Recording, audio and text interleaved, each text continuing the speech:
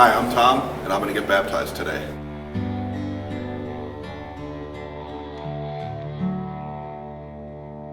I grew up in a Catholic church with a Catholic upbringing, and that was just what I knew. I never knew any evangelical Christians. Where I grew up, you were either Catholic or Jewish. There was really no other choices. So the first time I ever met somebody that was a true, excited evangelical Christian was Levi. And he had the patience to listen to me, ask questions, and I had a lot of doubts.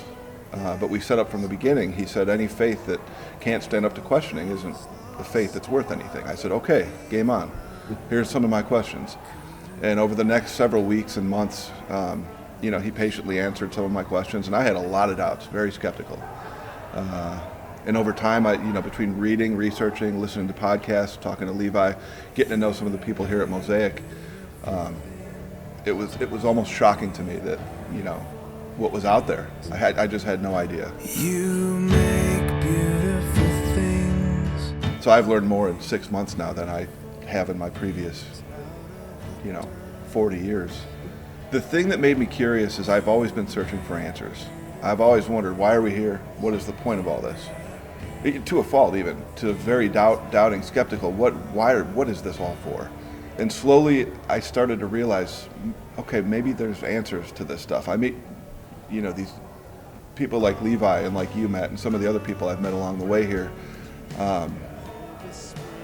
that are willing to share these answers with me, these things. I didn't even know who to ask. But, answers began presenting themselves, and I got more and more interested and more, I guess, hungry to learn more. There's a lot of things, there's a lot of ways I tried to live before knowing Christ that I thought were just the right things, doing the right things, acting, do works, doing what you're supposed to do and all that kind of stuff. But it wasn't fulfilling. It wasn't until I heard, the gospel and people started to share, and I started to see how people are.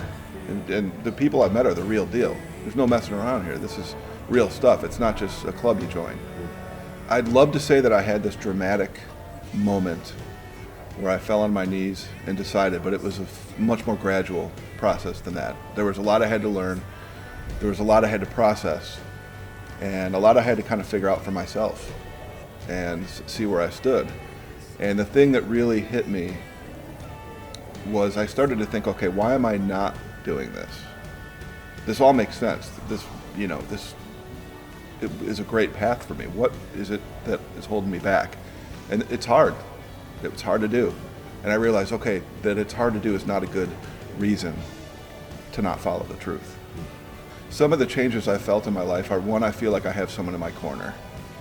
Two, I feel like there's a purpose for stuff. I feel like God's given me certain talents. I've learned that it's really, really fulfilling, and it feels good to use some of the talents that God gave me to try to help other people, to step outside of myself a little bit.